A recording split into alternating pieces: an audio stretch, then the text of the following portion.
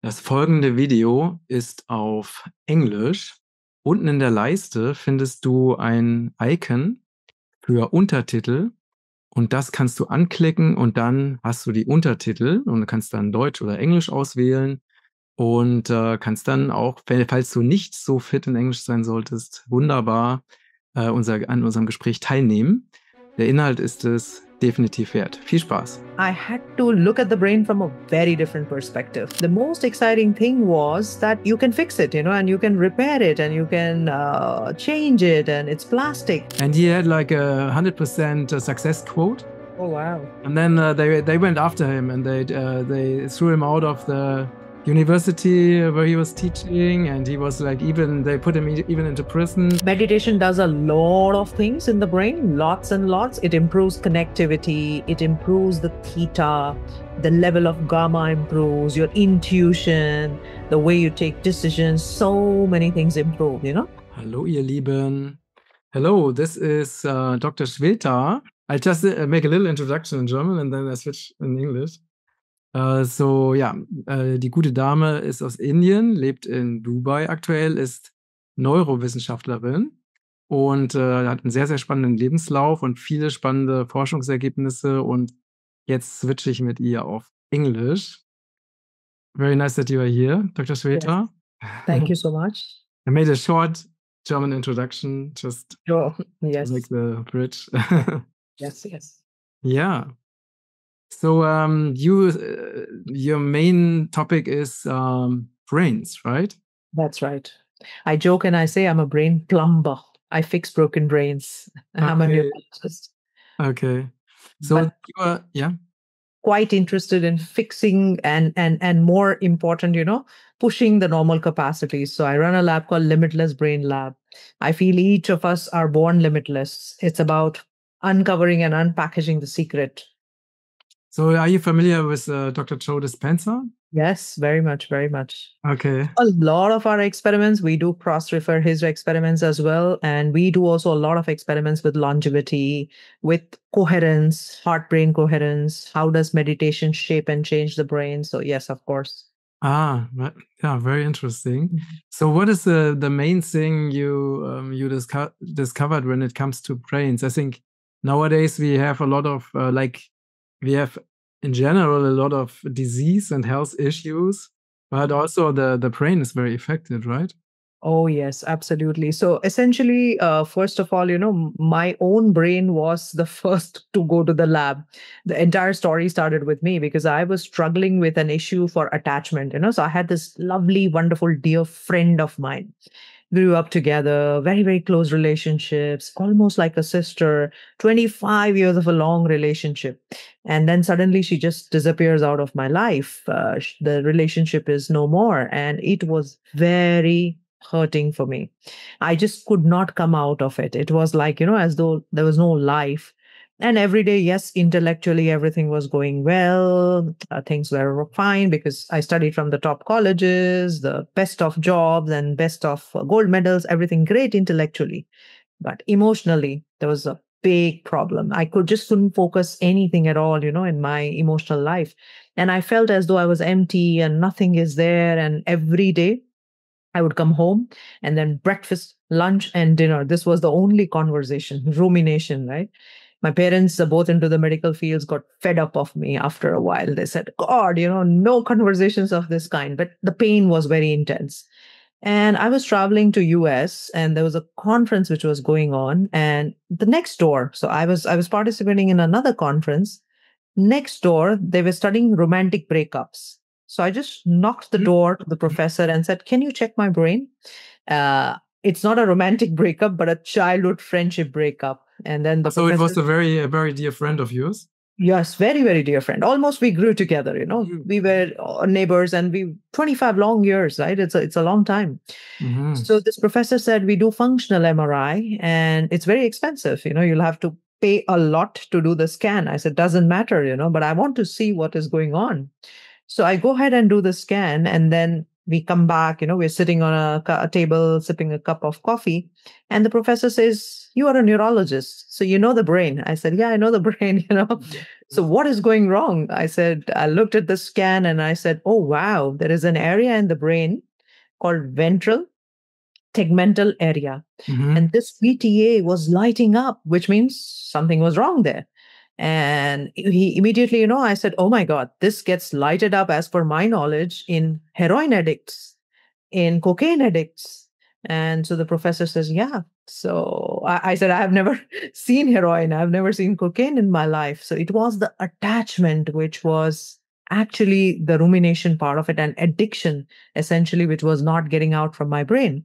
So when I had that image in my brain, I was, sort of shocked. I was taken aback. I said, "I will fix this. I have to work around this problem. So I came back to my lab, and although we used to do a lot of experiments, it was never for you, right? So it's always a objective experience. But the moment it becomes subjective, things change. So I told my guys, I said, "You will keep doing my EEGs, electroencephalogram." So we do a lot of EEGs of different kinds. We do right from 10 channels to 25 channels to 66 channels. And I said, "Keep doing it until my brain gets fixed." So at every interval. And then the question is, how do I fix this? So I knew a lot about the brain, but not the formula to reverse it. Now that I had to do it, I had to look at the brain from a very different perspective. Mm-hmm. And I started to do that, your question about what is the most exciting thing. The most exciting thing was that you can fix it, and you can repair it, and you can change it, and it's plastic. But obviously, it takes heavens of this, right? So I was struggling with all the things. So I read all the books to fix it and went and did all the practices. So And what did you do? so breathing practice and meditation and the pranayam, and nothing was happening. And then I thought, let me invite people who have already done that. And I will learn from them when I invite them to the lab, and let me have a look at their brains. So with that thing, I got an idea to invite all the peak performers. So great athletes, Mm.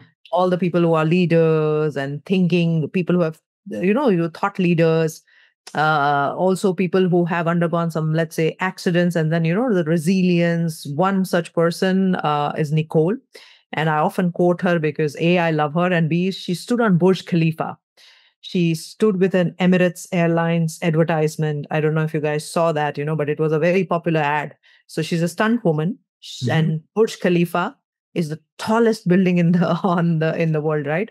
So she stood up there, but I read in her story that she was in ICU for a few months with roughly about 10 to 12 accidents, I mean, 10 to 12 fractures. Can you please just a second?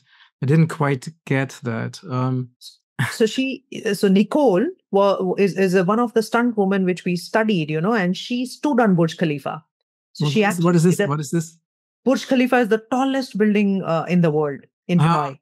Okay. So it's the tallest building. It is 150 floors, and she actually stood there with Emirates Airlines advertisement. And when I read her story, she was a few months in ICU, and then she had some broken. What does ICU mean? ICU is intensive care unit, in a hospital. Okay. In a hospital with so many broken bones, fractures.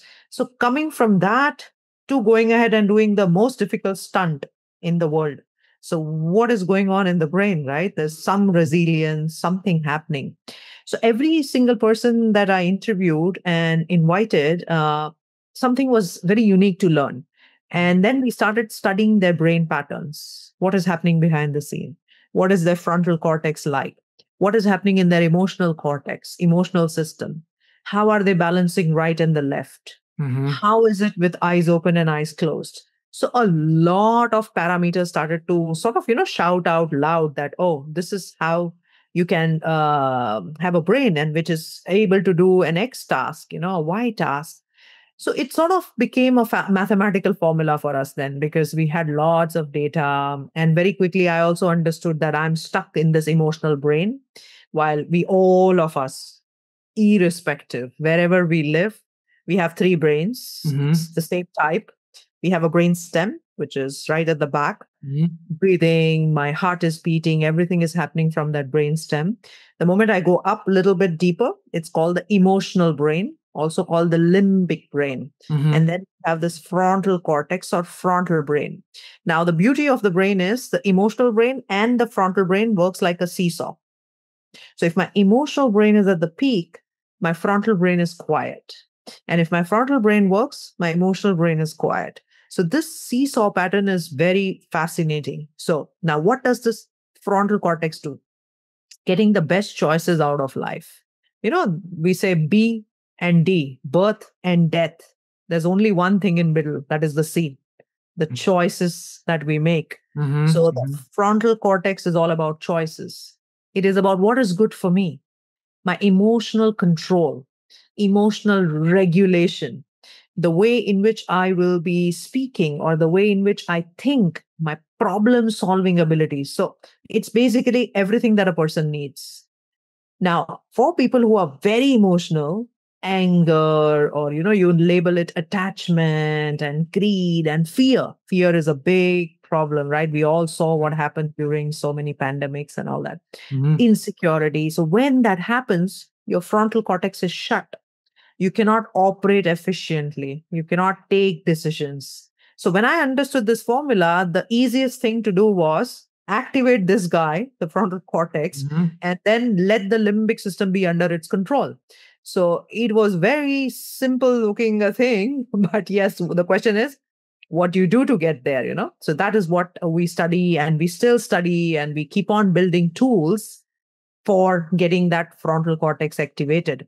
For Mhm. all these people, beautiful brains, both sides were very well connected, lots of gamma. Now, gamma is one special wave in the brain.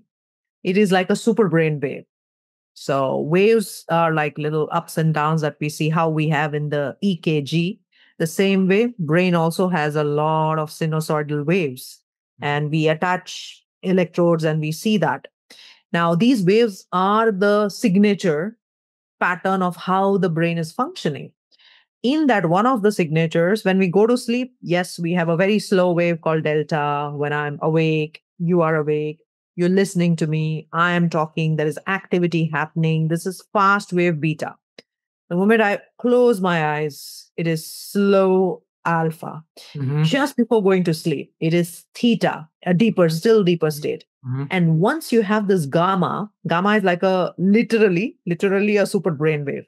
So wherever it comes, it improves the function of that part. So if I have it front here, then all my decisions, executive functions, my speech, my problem solving, everything will be very good. So most of these people had this gamma, and this was very fascinating for me. So this, just to understand you right, this gamma is like a frequency?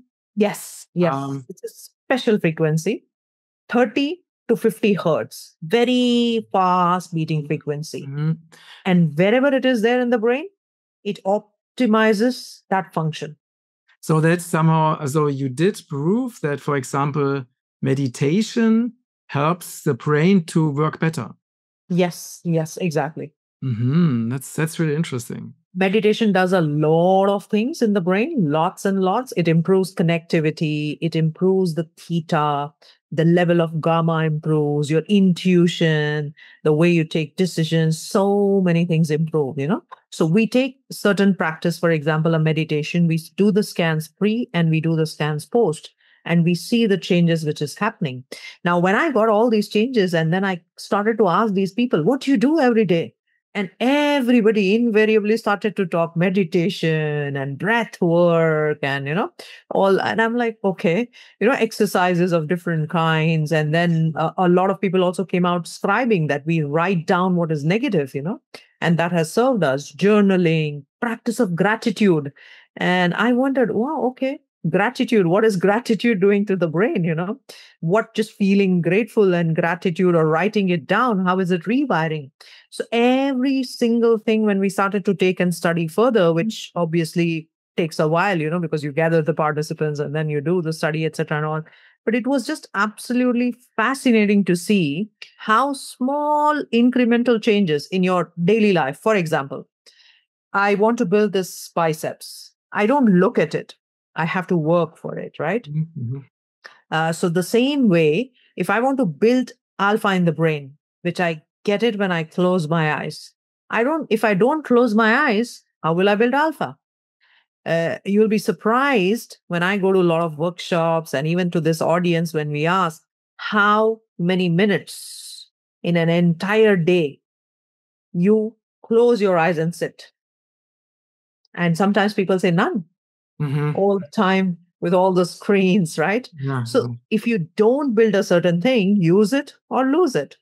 So very, very simple things in everyday life, we're making a big change. So we came out with something called, and it's a very famous acronym. So our channels, Limitless Brain Lab and Dr. Shweta Aratia, we have around 15 million views across the globe and 200 million impressions. Movers. We started with this campaign called Movers. So meditation, Mm-hmm. oxygenation, visualization, exercise, reading something affirmative or positive, or chanting, and S, scribing, writing out what is not serving. So when you do movers, 5 minutes in each segment, you change the wiring of the brain for good. That's really interesting. So how long does it take per day? Each 5 minutes, so about 25 minutes every single day. Mm-hmm. Mm-hmm. Interesting. So that means that all the people you tested in your lab, what did they have in common? So all of them, all these people who did it despite all the challenges and despite all the problems in life, they had balance between left and right. They were very good producers of this gamma, the brainwave that I said. Mm-hmm. When they close eyes and when they open eyes, the alpha was very robust, very strong. Mm-hmm. And essentially the connectivity between the two sides of the brain and the general we call it coherence, that was very good for them. Mm-hmm. So all these were factors leading them to take better decisions, have better choices, have faster outputs. And most important for all of us, I feel, is, you don't get stuck in the past. You sort of get the value of the present. And then you can design your future in such a way where you're relaxed, you're calm. Your autonomic nervous system is the only system where, there's fight, flight, and then there is rest and digest. So you're able to have a nice balanced thing. Each of these performers on an average had exceptional qualities for this kind of a brain. And did they all use like similar techniques or differently? Different techniques, but I think the denominator of how it works is sort of the same. Now you pick up any meditation, right? It can be just watching the breath. It can be transcendental meditation. It can be a meditation which is vipassana, certain special meditations which you see in Indian ancient traditions or Buddhist meditation. Irrespective of that, the changes in the brain are mostly, I would say, mostly similar. Mm-hmm. So it is all about the practice and the consistency of the practice, how regularly you have been doing. Yeah, yeah. And for example, would just relaxing, for example, to lay down and to not sleep, but to really rest and just breathe, would it have the same effect? Yes, it will allow you to have alpha, which is like a buzz, relaxing rhythm. But if you go a little deeper, so the idea of any practice, for example, Yoga Nidra, I'm a huge fan of Yoga Nidra. What is this? It's called Yoga Nidra. Uh-huh. Yoga is yoga or union, and Nidra is sleep. But it is not really for sleeping, but it is a very, very ancient practice by, it is a guided practice. You go anywhere from 30 to 40 minutes. It allows you to go deep into the brain, theta and delta, and suddenly it makes you get up into the fast rhythm gamma. And then again, it lets you into alpha. So it sort of, juggles the brain around. So each of these practice was meant to push the brain limits, where the brain is just lying idle, not doing anything, change the brain rhythm, again, change the brain rhythm. And let's say the breathing practice. If I breathe alternate nays, so if I breathe through one nose and then I exhale through the other one, what we call alternate nose breathing or nasal breathing, what we see is there is an alternate activation of both sides of the brain, the left and the right, the left. So you're basically giving it opportunity to grow, to repair, to heal, whatever is required. Okay. And if you have brain diseases like Alzheimer, did you also do research on that? Yes. So, I mean, unfortunately, I wish people didn't have all this, but look at the numbers. The current coming decade, 1700% rise is expected in Alzheimer's. Astronomical figures. And as long as it was 70 years and above, okay. I mean, obviously, that's also a concern. But now, my youngest patient of Alzheimer's today, as we speak, is 49 years old. So the question comes is, what are we doing to our brains? All the toxins that is accumulated in the brain, and the biggest toxin for Alzheimer's is amyloid, tau proteins. It is basically eating the brain up. It is just not allowing What the is brain. what is it? What is it? Amyloid. Amyloid is the name of the toxin, and tau. These are the toxins which are responsible in Alzheimer's disease. And where do you find them, those toxins? You find it in the brain. So when you do a PET scan, you see them all over the brain, and they are basically cutting down the function of the brain. And how do you get these toxins into your brain? Great question. So that is what the world is wondering, right? Why is Alzheimer's disease getting into so much of a concern? So there are a few reasons for it, and that's a great question. One of them is, yes, genetic. Some varieties are genetic in nature, but largely a lot of them are from the lifestyle. Inadequate sleep, lots of stressors, lots of toxins around us, are the way we eat our food, all the sugar and all the junks and everything that we take. So it's multifactorial. But once you cross a certain limit, so it's like, all these toxins get out of the body through a special system. It is called glymphatic system. Most of us know the lymphatic system, but we don't know the glymphatic system. So when I'm resting at night, there is cleansing which is happening. So it's like, when I go and in a road in Dubai, everything would be nice, spick and span because the municipality cleared off the roads at night. The same way, the system clears off all these toxins and repairs the brain. But for Alzheimer's, this is stopped. And all the toxins accumulate, all the toxins accumulate. And then they cause further damage. And because we don't sleep enough, our system is also not cleaned enough.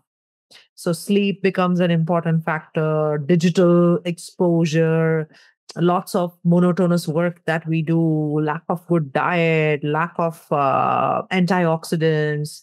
Look at the cancer rates. Oh, it's just astronomical again, right? Because of these toxins, which is getting exposed.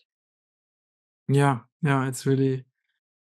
So did you invent a method to get those toxins out of the brain, or what did you do?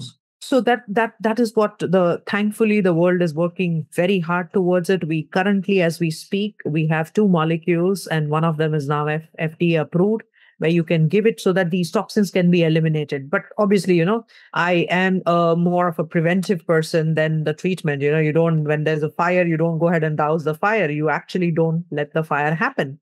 So how do you take care? Now, every single person, if I ask, they would know their hemoglobin levels. And maybe, if I ask you what's your sugar level, you'll say, yeah, a few months back, I got my sugar tested. But nobody would know what is their cognitive reserve. What is the brain reserve? What is the brain capital? What is that brain bank that you have? What is your mental wellness parameters? So we call it, you must have your BMW checked, your brain and mental wellness, because that is what is driving your life. So what's that BMW? So we have come up with certain very specific protocols of assessments where people can just, answer certain questions of lifestyle. One of them is freely available on our website, www.drshwetaadatia.com, DRSWETAADATIA.com. It's a fitness score. So how fit is your brain, And then we go ahead and check the actual physical parameters. We combine everything and say, let's say I tell you that, Matthias, possibly you have a issue which is emotional regulation, or possibly you have an issue where you're not resting enough. It's a burnout brain. It's a fatigue brain. Every single thing can be deciphered from the signatures, the brain patterns. Once you know it, then it's like a little shock to the brain as well, right? Once I knew, oh my God, I need to fix this. So once you are aware about it, you start making those changes. And that is what we at the Limitless Brain Lab are doing passionately, that understand, become aware what is your brain's like, and start to make changes before, you get succumbed to all the issues that is currently being talked about, right from burnout to stress to the dementia, paralytic strokes, heart conditions, cancers, everything. Yeah, very interesting. Did you did you ever hear about Dr. Hammer from Germany? No, what does she do? Sorry, This is a doctor. He doesn't live anymore, but he found out that I think he studied more than 1,000 cancer patients. Mhm. He found out that they all had one thing in common, that they experienced like a trauma. Mhm. And because of that trauma, there was something happening in the brain. Mhm. And then the cancer started as a repair program of the Mm. trauma. Ah. And he just treated people with talking about helping them to overcome the situation or overcome the trauma. And he had like a 100% success quote. Oh, wow. And then they went after him, and they threw him out of the university where he was teaching, and he was like, even they put him even into prison. So it was really because that what he found out was that it would change the whole way people see Look at it. cancer, because people see cancer as a bad disease, and he found out that it's not a bad disease, that it's a repair program of the body. Mm. So it's quite interesting. That is interesting, yeah, because what you're saying is, see, sometimes what happens is basically the cells are all repairing. I mean, 7, 8 years down the line, my skin will be a new skin, right? The liver cells, everything is regenerating and repairing, except for the retina, which is behind my eyes, the brain, and the spine. These are the things that they don't regenerate fast enough. So, and that's why we have the problems with it, which stick for life, right? So when this is repairing, obviously there are checks and balances. So sometimes the balance is not enough and then overshooting happens. But if we go to, I'm also a believer of not just this physical body, because there is also biofield and there's also bioresonance around us, right? So there are 5 layers. We call it the koshas in the ancient Indian terminology, but each of the layer has a specific role to play. Now, for example, my energy body is not right. There are things which are problem in my energy body. Obviously, that will impact my physical body. So sometimes it is all about as you rightly mentioned, in the subconscious, I have a hurt, I have a grudge, I have a trauma, and I have not repaired it. I have not fixed it. It's just lying out there. Then what is happening is the subconscious cannot do anything by itself. It needs the help of the conscious. So since you don't have a mechanism to go ahead and fix it, obviously it will keep playing the part. So, when people come to me and say, oh, universe always gives things in patterns. I said, poor universe, don't blame the universe. It is your subconscious where you have no means of fixing that. So every single time the same thing will come to you, and then another thing will come to you, and then another thing will come to you, which is almost similar. And then you cannot fix it, and it becomes a pattern. So all the things which are happening in the subconscious and all the things which are happening in your biofields or in your energy body should be acknowledged, should at some point in time be looked upon very seriously. And that's why I'm also a huge fan of any therapies which is related to energy healing. Anything like Reiki or pranic healing is amazing. And then past life regression. Some people say, oh, but do we have evidence for past life? But look at Dr. Brian Weiss's work, which is there, right? And I had this interesting story. I was in United States for a while, and I wanted to sign up for Dr. Brian Weiss's course, and I was a neurologist then. And I very first thing that I go to the course and I meet him, and I said that, and he's quite a at that time, obviously now he's not practicing. He was quite a popular person. Many lives, many masters, many soul, many bodies. He's written a lot of books. And I told him, look, I'm a neurologist, and I for sure can guarantee that 15 days back, what I had for dinner or what I did on this particular day, I'm not going to remember. So if I'm not able to remember such a thing, you're taking me and talking about past, it's just out of me. It's not possible. It cannot happen. And obviously he listened to me, and then I said, where are all the evidences? And obviously all the things that he has published has amazing evidence, which is great. So then I stayed on, hang on. It was a 21 days program. I was learning the past life regression, and then second day, third day, fourth day, and about fifth day. And he was very mindful because I was in the audience out there. And by the fifth day, he says, okay, forget about the past. Let us focus on the remotest thing of childhood. And who would like to volunteer? And I said, I'll volunteer. Let us try to remember something which is way in your childhood. And he asked me, and specifically because he wanted to knock off my belief about the memory, right? And he says, do you have anything that you remember which is bothering you? I said, yes, I do. When I was born, whether it was 28th or 29th, my parents are confused because 12 o'clock or past 12 o'clock. Oh, that's a good problem to have. So let's go ahead and do the hypnosis.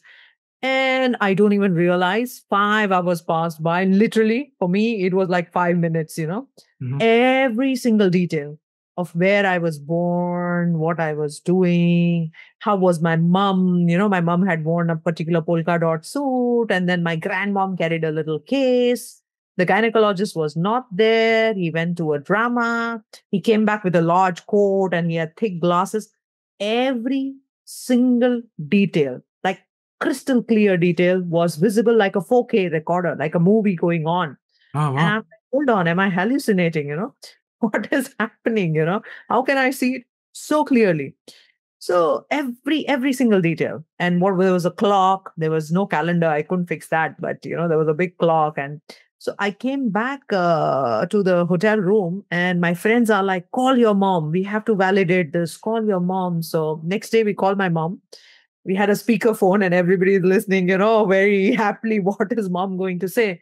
And I say, Mom, look, when I was born, you were wearing this. And then dad was not there, and your gynecologist was not there. He came in 20 minutes late and he went to a theater. He was watching a drama and he wore this and blah, blah, blah.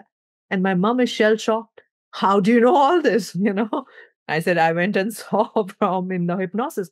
So Mhm. this was sort of a knock on my brain. And that is when I realized that, yes, the subconscious is like a silent recorder. Mhm. 11 Mhm. million bits per second it keeps on recording. But our conscious is only processing 50 bits per second.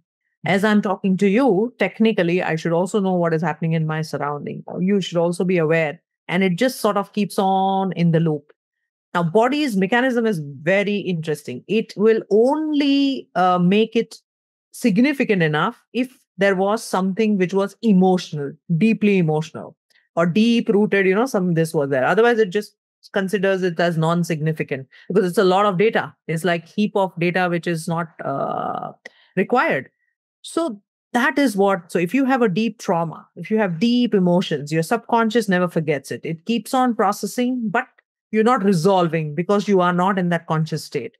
And that's why cancer possibly because all these are hypotheses yet, because it is again multifactorial. So tomorrow somebody comes and says, hey, pollution is responsible for lung cancer. And you cannot defy that point because, yes, a lot of pollutants are responsible for inflammation. Tomorrow somebody can say vaccines, because we all had these mRNA jabs, and we do see a lot I of didn't. fibromyalgia, and obviously it was like 6 billion people on planet Earth are taking it. So obviously the percentage proportion would also mean to have that significant impact, right? Now, if you go to India, 90% of the people live in such terrible pollution. So obviously the inhalants are quite significant in quantity. But will we ever be able to pinpoint that this is the reason? I don't know. I don't know. Maybe not. And we'll have to accept that as one of the major factors responsible. And I do believe in that. Though whatever the story you said, as an integrative practitioner, I do feel everything matters. Every little thing contributes. Yeah. Yeah, it's pretty amazing what you shared about the hypnosis you had. So it really means that everything we experience is still in us, even if we cannot access it, right? That's right. That's right. It's like a loop recorder. It's just taking in, it's taking in, it's taking in. And that's why, if you look at children, and that is what we all have to understand from a neuroscientific perspective, that children by until the age of 13, they do not have a very strong presence of conscious mind. Largely they are running in the subconscious this. So whatever you're doing in the environment is just getting recorded, recorded, recorded. The processing ability comes much later. In fact, the frontal cortex myelination is the last, and that happens only by the age of 24 or 25. And that's why they are questioning whether voting should be done at 18, because you don't have a frontal cortex. The rental guys, the car rental guys are smart. They don't allow until 24. It's because they know the science that, there's no frontal cortex, don't give them it. So that's why there's also so many accidents with young people, right? Yes. Because they just they're often too risky, Yes, they're very risky, high adventure. They cannot take decisions. They often fall prey to emotional, there's the sudden emotional what comes to them. They're very defiant. All this is because of this lack of frontal cortex. Now, until they were 13, things were fine because it was on a subconscious loop. Everything was happening subconsciously. It was more passive. But the moment they hit the development of frontal cortex, they shift into the conscious processes. And that's why the age between 0 and 3 or 0 and 4 is very important for parents. Whatever you're doing in the surrounding, you're already instilling that program. There was a study which was done, I think it was Harvard, and beautiful study, lots to take from it. So they studied the environment of the children between the age of 3 and 7. Was there smoking? Was there a lot of abuse? What kind of language the parents were using? What was happening around in that environment? And then they followed them up until the age of 45. Between the age of 35 and 45, they started to measure what is their hypertension, high blood pressure, diabetes, strokes rate, everything. For the children who had a very toxic environment, they had presence of a lot of toxin during that 3 and 7. There was a larger percentage who got disease late in life. So imagine, like that subconscious is now playing out once you are quite pretty old, So it's a big, big thing to take care of our kids and then to be mindful of the things going around us. Yeah, absolutely. Did you also go back to past lives in this event? Yes, my entire intention was let's see if there is something which comes out. Now that's the beautiful thing, right? I did see a couple of lifetimes. One of the lifetimes I was in Europe playing some music, and I still love music. But there's no point. I don't have any means for validation, right? So what is it true? Is it not true? I have no idea. But yes, it was an interesting thing. And I particularly feel that for certain patients, when you want to resolve some things, for example, deep phobia, you just cannot drive, let's say, you can't sit on a steering wheel. Nothing explains your phobia. You go ahead and figure out what had happened. The moment you drag that file, it's the file is in the cloud, and now you put it on your desktop. Your conscious mind opens the file and says, "Oh, it is dated back, way back. Forget it. Why am I fearing it now? So let's erase this record." That's it. So it's a great therapy. It's a way in which you can fix a lot of things. But yes, sometimes, it's too overrated. I would say that, people who just want to do it for the sake of fun, don't open the dustbin. Don't need to open the dustbin. Unless you lost a very important ring, which was very expensive, don't do that, Yeah. Okay. To come back again to those patients who have like really serious brain problems or brain diseases, did you develop like different therapies for different diseases, or? Yes. So what we do is we call it as a method in which we sense, so we know what is going on, and then shift. So what are the techniques that is required to shift that, and then to search to make them, even better into that. So we use a lot of mantras. We use a lot of meditation, different kinds of meditation with different frequencies, a lot of music, a lot of solfeggio frequencies, a lot of tones, like what we call as bija, like single tone, but then that has a deep impact on the wiring of the brain. We do use a lot of affirmation. So there's a customization and personalization of those therapies. I'm also a huge fan of neuromodulation. You have light and sound and everything that you can modulate your brain with. because everything makes changes. I don't know if you heard of a clinic called 40 Years of Zen. There's a clinic in US. It's called 40 Years of Zen.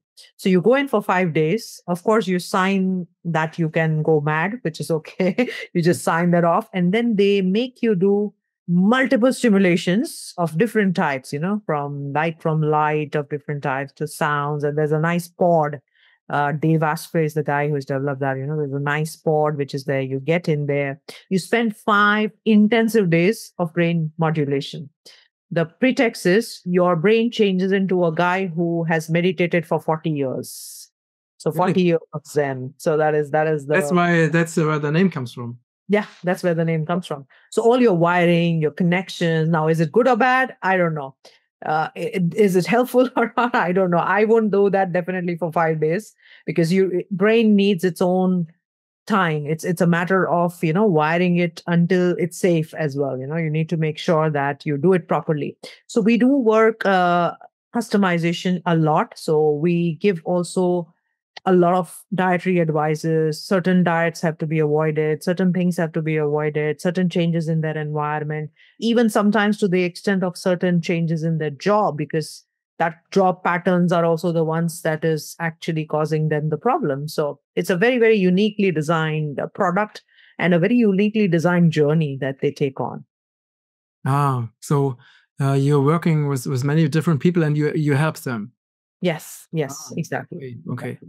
So we have locations in multiple places in India, in Europe. We do a lot of work from this customization point of view. So let's say you come to us and then you got your brain scan and you have 3 challenges that you're solving. So everything that will be given to you would be scientifically validated, because we ourselves have studied it, or there's ample literature, what is available around it. So, becomes like your prescription, and there's a clear demarcation of when the changes happens and what you do next, etc. It's a journey. Interesting.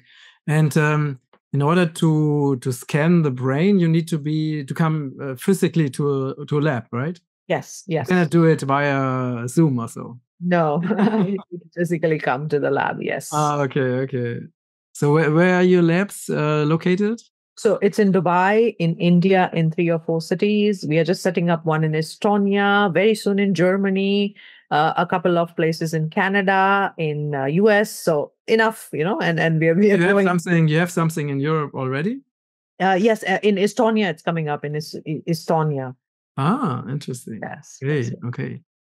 Yeah, that's very exciting. So what is your daily practice for enhancing your brain? Thank you for asking me that question, because it's like I'm running the shop of the brain, right? What's the shopkeeper's brain like? Well, no. After that incident, I studied every single thing, and I said, okay, my emotional limbic brain has to be now perform. It has to be completely under my control and a lot of things. So I do very specific routines, and that is all around the movers, what we discussed. The first hour is extremely important. No waking up and going to the phone. That's my first thing. You don't go from the delta that you were in suddenly to beta fast. You give your brain time. So I do 10 minutes of eyes closed. I go ahead and write and journal. I have a red journal and a green journal. So my red journal is writing out everything what was not serving end of the day. And then green journal is what comes in the morning. I spend a lot of time visualizing what I need in life, what will serve me, what will serve people. I have a goal to work where the work is creative, meaningful, and noble. So the combination of all the 3.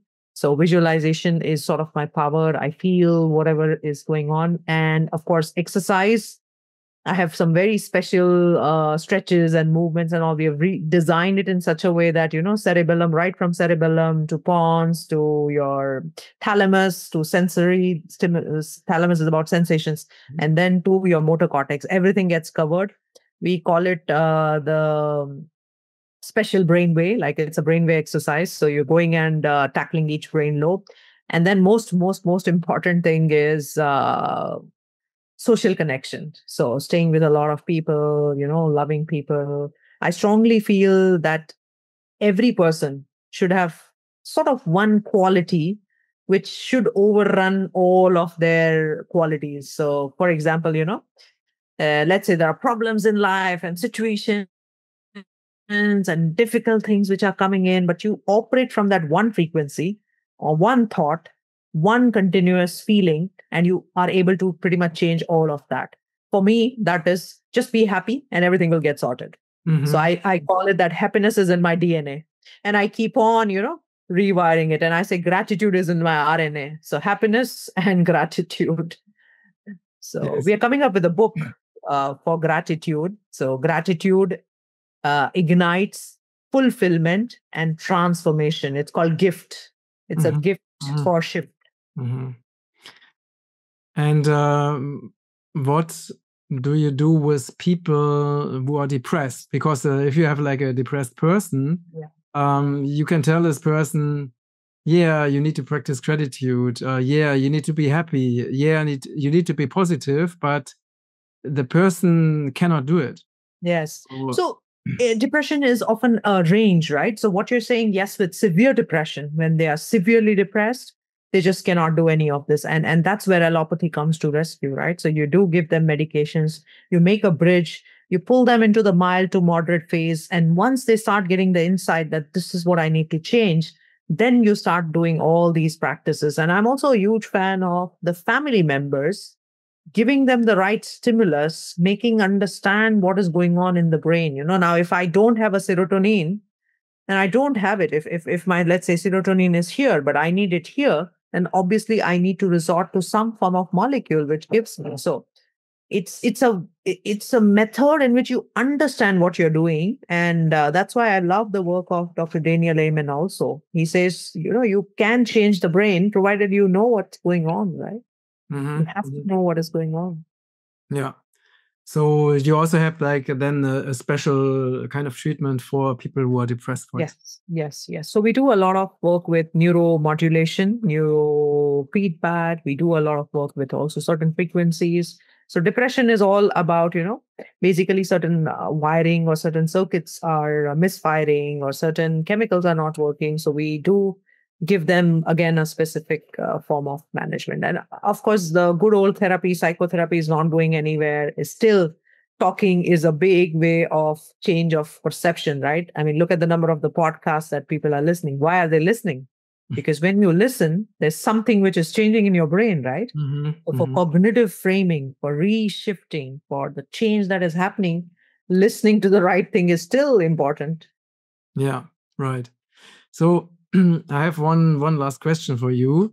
For example, if there's a person who has like recently experienced something like a really bad situation with something really, for example, like a bad fight with a partner or whatever, and it's really hard to get out of this energy or to forget this incident, which really pulls you down. So what would be your advice for a quick help? I like the thing, is there something quick in the brain? Well, yes. See, obviously, what you're saying is rumination, and there'll be PTSD and trauma, which is stuck in the thing, and also there's nothing quick really. But what my advice is 3M: measure, monitor, and manage. I'm a huge fan of deep diagnostics. Go ahead and check what kind of circuit is going on and what is really happening. Possibly the reason is not going to be just this particular breakup or the thing that you just spoke, right? The reason could be something totally, entirely psycho-spiritual in nature, So go ahead and find the root cause. Don't change the branch of the So tree. you mean it could be that this incident is just reactivating an incident which happened before. Yeah, who knows, So you just don't stop there. So the 5 why practice is really good. Why would that happen? And then why would that happen? And then why would that happen? Somewhere down the line, once you get to the bottom of it, then there is a quick solution. Otherwise, you sort of would repair it with fixing the branches, right? That's a long solution, but the quick is go to the root as fast as you can, as best as you can.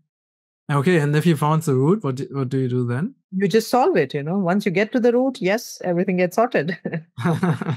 Yes. Yeah, so you're very pragmatic, I guess. Yeah.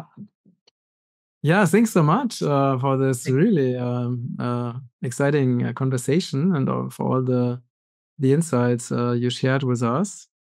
Is there something else which is important for you to share?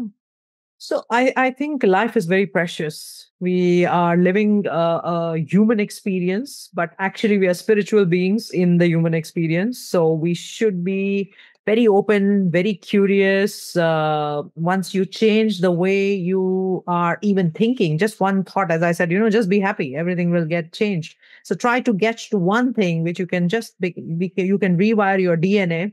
Your generations will become that. It's about you not impacting yourself, but also the generations. So I often say, I am limitless, you are limitless. Let's all be limitless because that's our lab as well.